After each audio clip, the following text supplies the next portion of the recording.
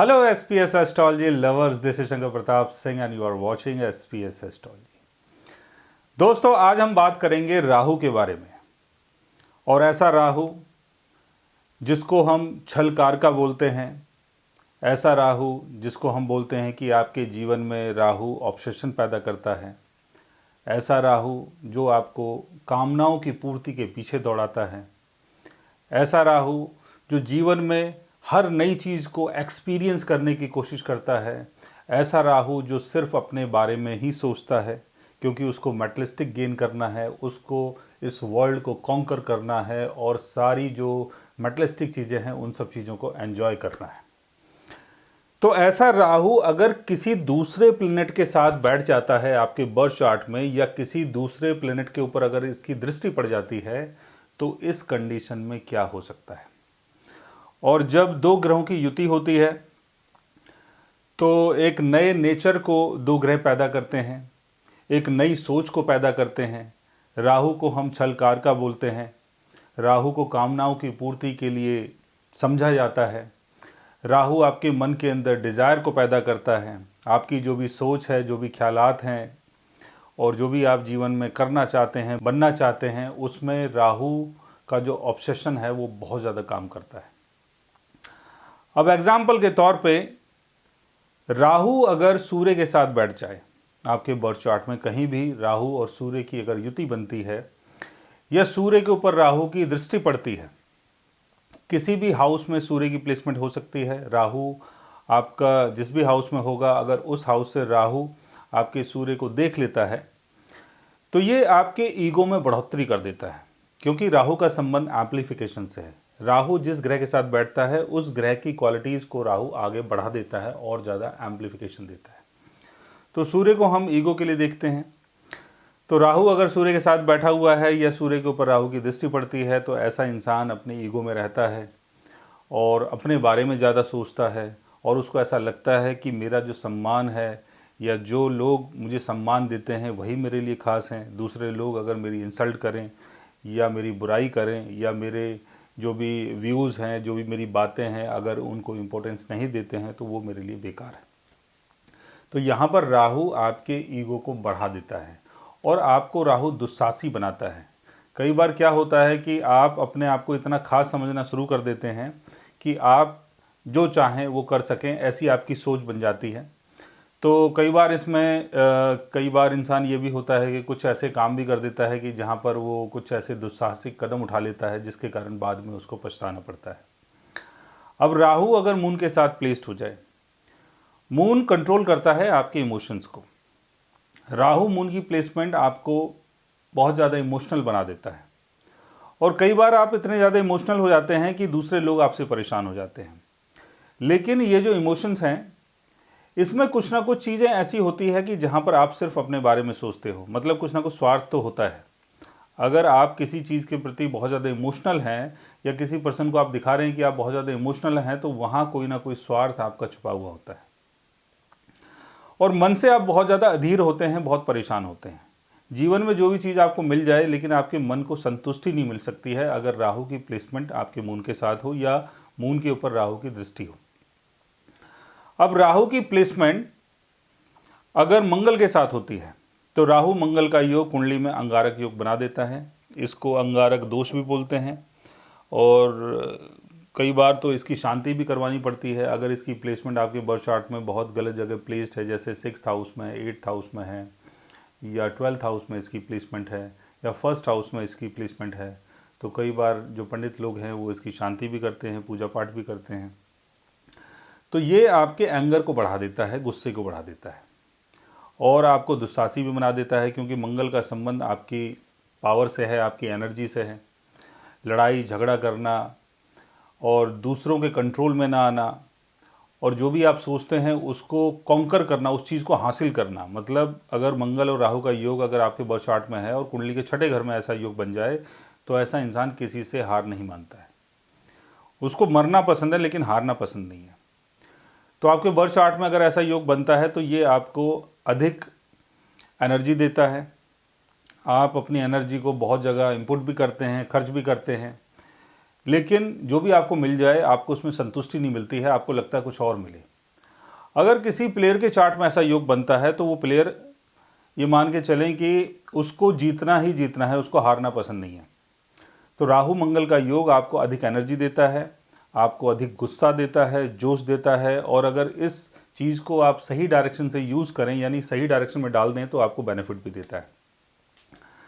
अब राहु की प्लेसमेंट अगर बुध के साथ हो जाती है, बुध कंट्रोल करता है आपके माइंड को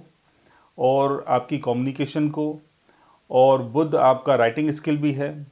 जो भी हम जीवन में कर रहे हैं, सोच रहे हैं, समझ रहे हैं, कैलकुलेशन कर रहे हैं, लोगों के बीच में जाते हैं, बातें करते हैं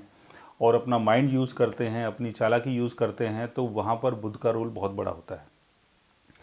अब राहु और बुध का योग अगर आपके बर्थ चार्ट में बन जाए तो आप बहुत ज़्यादा क्लेवर हो जाते हैं, चालाक हो जाते हैं,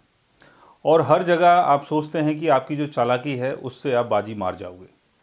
लेकिन कई बार जो दूसरे लोग हैं वो आपकी इस चालाकी को समझ जाते हैं और उन लोगों को ये लगता है कि आप बहुत चतुर इंसान हैं, चालाक इंसान हैं, तो कई बार वो लोग आपसे वैसे डील नहीं करते हैं जैसा आप डील करना चाहते हैं,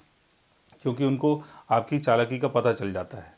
तो यहाँ बुध की क्वालिटी को राहु और ज़्यादा एम्प्लीफिकेशन देता है, बढ़ा देता है।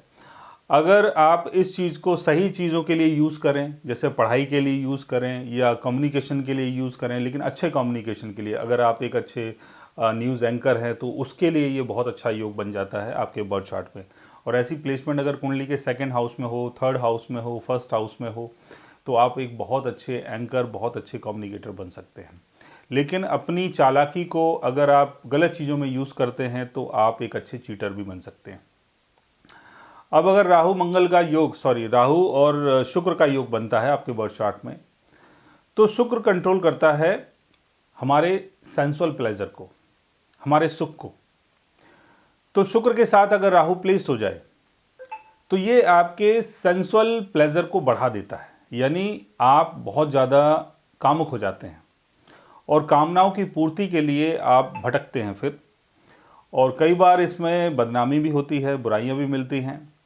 और कई बार इसमें आपके पैसे भी खर्च होते हैं, लेकिन मन के अंदर सेटिस्फैक्शन नहीं होता है, और ऐसे में कई बार आपके बहुत सारे रिलेशन भी बन जाते हैं, मतलब मल्टीपल रिलेशनशिप में आप कई बार आ जाते हो। लेकिन ये योग अगर किसी आर्टिस्ट के चार्ट में है, कोई डांसर है, कोई पेंटर है, कोई सिंगर है, अगर उनके चार्ट में ये वाला योग बनता है तो उनको काफ़ी नाम और फेम भी देता है, क्योंकि आपका जो सारा इंटरेस्ट है वो वीनस के लिए लग जाता है, बिकॉज उसके साथ बैठ गया राहु। तो आप चाहते हैं कि आप अपने वीनस के थ्रू वर्ल्डली फेम और मेटलिस्टिक गेन कर सकें, और उसके थ्रू आपको कई बार बहुत ज़्यादा गेन भी होता है। अगर इसकी प्लेसमेंट कुंडली के 11th हाउस में हो, 10th हाउस में हो, तो ऐसे में करियर के लिए बहुत अच्छा होता है और आप काफ़ी मासिव गेन करते हैं। और इसकी प्लेसमेंट अगर फर्स्ट हाउस में है, वीनस अपने एग्जिल्टेशन में है, या इसकी प्लेसमेंट 10th हाउस में है, वीनस अपने एग्जिल्टेशन में है, राहु उसके साथ बैठा हुआ है, तो कई बार आपको वर्ल्ड फेम भी देता है। अब राहु की प्लेसमेंट अगर शनि के साथ होती है, तो शनि क्या है? शनि आपका कर्म है और राहु क्या है? लालच। तो कुछ भी आप काम करते हैं उसमें आप थोड़े लालची होते हैं, मतलब जैसा कर्म करना चाहिए वैसा कर्म आप नहीं करते हैं, गलत तरीके से कर्म करते हैं, लोगों के साथ चीट करते हैं, और उसमें आपको बाद में चल के बदनामी भी मिलती है। और जो भी आप कर्म कर रहे हैं उसमें कुछ ना कुछ लालच आपका जुड़ा रहता है, थोड़े से आप लालची किस्म के हो जाते हैं। और वैसा ही योग जब आपका शनि कहीं प्लेस्ड है, राहु उसको देख रहा है, तब भी ये सारी चीज़ें होती हैं, मतलब कर्म को बिगाड़ देता है। जो भी आप कर्म कर रहे हैं, कहीं भी जा रहे हैं, जॉब कर रहे हैं, या सामाजिक तौर पे कुछ कर रहे हैं, समाज के लिए कुछ कर रहे हैं, तो वहाँ लालच कहीं ना कहीं आपको जुड़ा होता है, और ये लालच दूसरे लोगों को पता चल जाता है, क्योंकि अगर आप लालची हैं तो दूसरे लोग आपको जान जाएंगे, तो इसमें आपके कर्म को ये खराब कर देता है। लेकिन अगर इस चीज़ को हम सही तरीके से यूज़ करें, मतलब अगर आप कर्म कर रहे हैं और उस कर्म में अगर आप बिल्कुल सच्चे हैं, अच्छे हैं, वो कर्म अगर पब्लिक के लिए है, पब्लिक की सेवा के लिए है, तो कई बार ये राहु आपको काफ़ी फेम भी देता है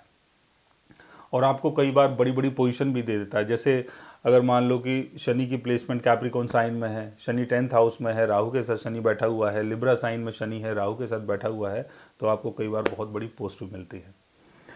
अगर राहु की प्लेसमेंट आपके बर्थ चार्ट में कहीं भी बनती है और वो किसी भी ग्रह को देख लेता है, तो उस ग्रह की जो भी चीज़ें होती हैं उन सब चीज़ों में बढ़ोतरी हो जाती है। तो इन सब चीज़ों को अगर आप सही तरीके से यूज़ करें, सही डायरेक्शन में लगाएं, तो आपको कई बार गेन होता है। लेकिन अगर आपका डायरेक्शन बिगड़ जाता है, हाँ, इससे पहले मैं जुपिटर को तो भूल गया। अब जुपिटर के साथ अगर राहु प्लेस्ड हो तो आपके अंदर ज्ञान की भूख होती है, और ज्ञान की भूख ऐसी कि आप नए ज्ञान के चक्कर में पड़ जाते हैं। कुछ ऐसा ज्ञान जो आपको फेम दे, कुछ ऐसा ज्ञान जो आपको पैसे दे, कुछ ऐसा ज्ञान जो आपको मेटलिस्टिक गेन करवा दे। लेकिन राहु और गुरु का योग आपके बर्थ चार्ट में अगर बनता है तो ज्ञान की खोज के लिए आप परेशान रहते हैं, और कितने भी आप ज्ञानी बन जाएं लेकिन आपके अंदर कमी रहती है, और आप अपने ज्ञान को मेटलिस्टिक चीज़ों के लिए यूज़ करते हैं, यानी मेटलिस्टिक गेन के लिए यूज़ करते हैं। लेकिन नो डाउट, अगर आप एक अच्छे एस्ट्रोलॉजर हैं, अगर आप एक अच्छे गुरु हैं, तो आपके अंदर ज्ञानी बनने की जो एक मतलब इंटेंसिटी होती है, जो एक सोच होती है कि मुझे जीवन में बहुत फेमस होना है और मुझे लोग एक ज्ञानी के रूप में जाने, तो उन सब चीज़ों के लिए बहुत ज़्यादा इंटरेस्ट आपके अंदर होता है, क्योंकि राहु आपकी एनर्जी है, राहु आपका इंजन है। और गुरु के साथ अगर राहु आ गया तो पढ़ाई लिखाई ज्ञान की चीज़ों में आपको बहुत ज़्यादा इंटरेस्ट होता है। अगर ऐसी प्लेसमेंट कुंडली के 12th हाउस में हो और गुरु की प्लेसमेंट बहुत अच्छी हो, 11th हाउस में हो, गुरु अपने ओन साइन में हो, एक्जिल्टेशन में हो, और राहु के साथ अगर उसकी प्लेसमेंट होती है, तो कई बार आप ज्ञान के माध्यम से बहुत ज़्यादा अर्निंग भी कर लेते हैं।